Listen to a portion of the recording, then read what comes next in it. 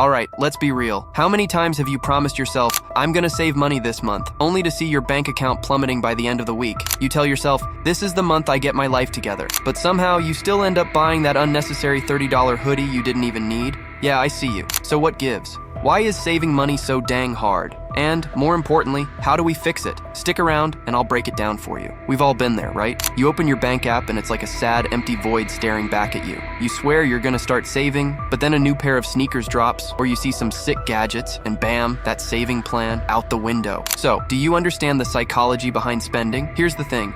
You don't just wake up one day and decide to waste money for fun. Nope, there's something called impulse buying. Basically, your brain gets this little jolt of happiness when you buy something you didn't plan for. It's like a quick hit of sugar to the brain. Feels good in the moment, but not so good when you check your balance. Studies say our brains are wired to seek immediate gratification, which is why online shopping is basically a drug. The faster you get what you want, the more your brain rewards you. And before you know it, that money you were saving for an emergency fund, well, it's gone. Alright, now let's talk about how to fix this mess. First, the obvious stuff. Create a budget. Yeah, I know sounds boring, but hear me out. Write down all your income and expenses. Trust me, you'll be shocked at where your money's going. And no, Netflix and food delivery aren't needs, no matter what you tell yourself. Also, try the 50-30-20 rule. It's simple. 50% of your income goes to needs, 30% to wants, and 20% to savings. Easy, right? Well, it's not about being perfect. It's about being consistent. Even if you're saving just $5 a week, that's a start. You know what they say? Small steps lead to big wins, like